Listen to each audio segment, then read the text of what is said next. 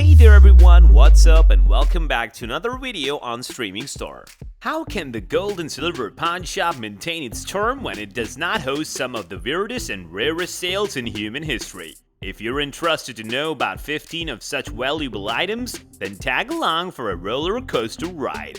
Number 15. A pack of 3 swords. The story behind these 3 pack of swords is really funny. Chumlee with his super mellow personality went along with the seller and bought the swords without any thorough inspection. Chumlee paid $4,000 for the 3 swords without knowing their actual worth, which also ended up infuriating the Harrisons. Though upon inspection from specialists, it was revealed that the swords were in fact very rare and costed at least $13,000. Though this might have not made the most bang for the gold and silver pawn shop, it still ended up awarding them with a super rare and profitable item. Number 14. Japanese Katana of 1600s. Speaking of swords again, the Harrisons seem to be favored by gods when it comes to making profits with swords.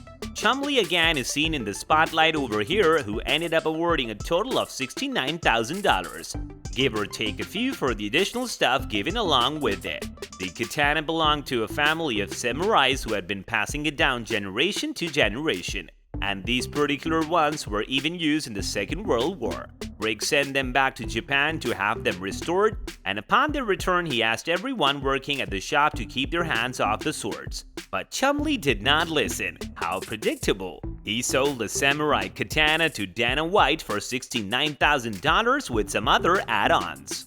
Number 13. Sunken Ship's Bell. This walk-in customer brought in a rather unique and rare item, worth of which was not even known by the customer who had brought in the item. She debated whether it would be a fair deal to sell it at a yard sale, but since the engravings on the item fascinated her, she brought in the ship bell to the gold and silver pawn shop. Since no one knew how much it could go up to, the Harrisons brought in a specialist. The specialist deducted that the worth of the sunken ship's bell would be something around $15,000. Now that is surely something you will not sell at a yard sale. Number 12. Polish Order of the White Eagle Medallion. Continuing the fascination with yard sales, this customer brought in an item he had bought at the yard sale for only 75 cents. The only reason he bought the item in the first place was because it looked very attractive and costed basically nothing. But when the pawn shop experts got involved, they discovered that the item is actually a Polish Order of the White Eagle Medallion, and it goes up to $30,000. Since Rick took a risk and bought the medallion without consulting the experts in front of the customer, he was able to hit a jackpot at this one. Number 11. Gold Coins.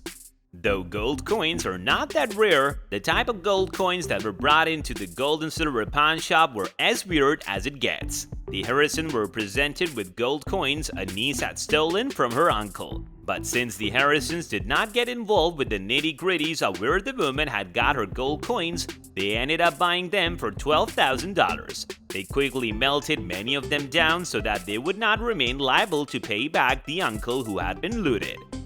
Number 10. 2014 Hertz Penske GT Mustang. Hertz teamed up with NASCAR's executives to make a rare and special edition of GT Mustangs that would be very limited in number.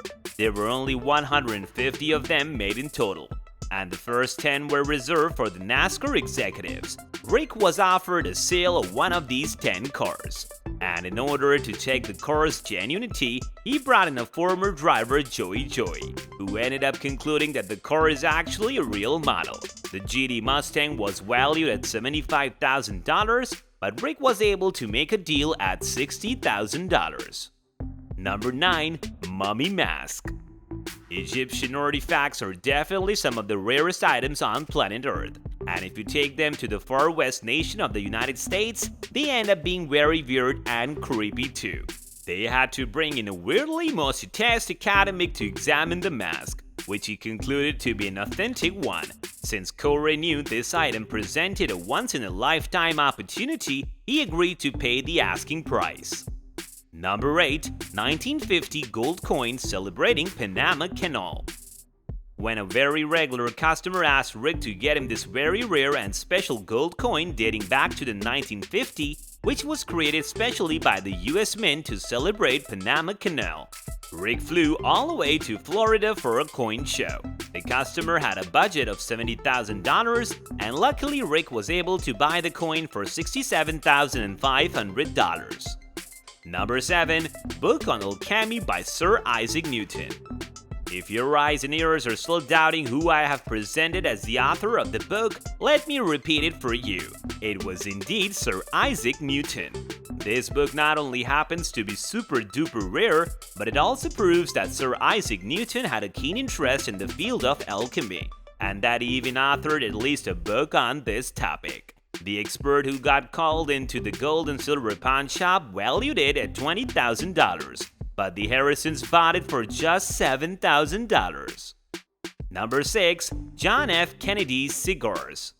For the people who do not know the context behind the famous or rather infamous John F. Kennedy cigars, these were special Cuban cigars that sat on the very table of the former president before he banned their imports from Cuba. Knowing how valuable these were, the seller demanded $95,000 for these, but Rick was able to lower the price to $60,000.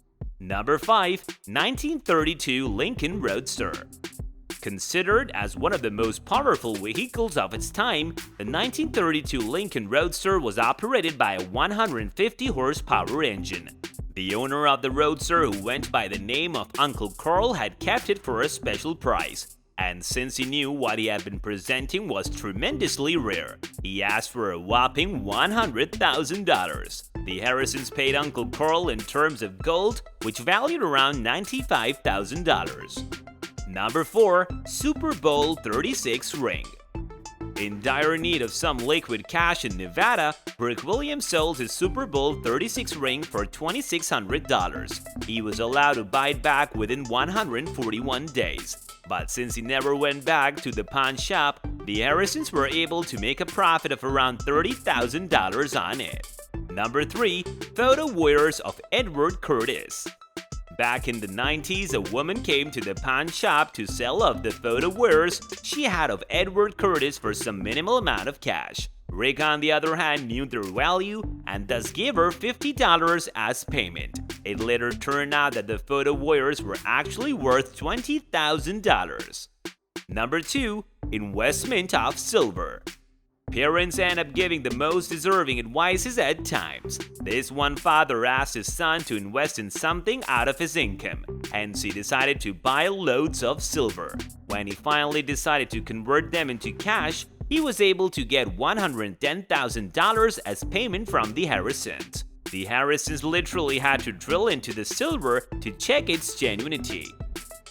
Number 1. Where the Wild Things Are by Morris Sendak. Definitely the most expensive and pretty rare item sold at the pawn shop, these drawings by Morris Sendak from the Where the Wild Things Are were valued at a whopping amount of $375,000. With the exceptional negotiating skills that Rick has, he was able to lower the price to $250,000. One thing is for sure, that the Harrisons most definitely have made tons of bank through their pawn shop, and that is beyond the scope of doubt.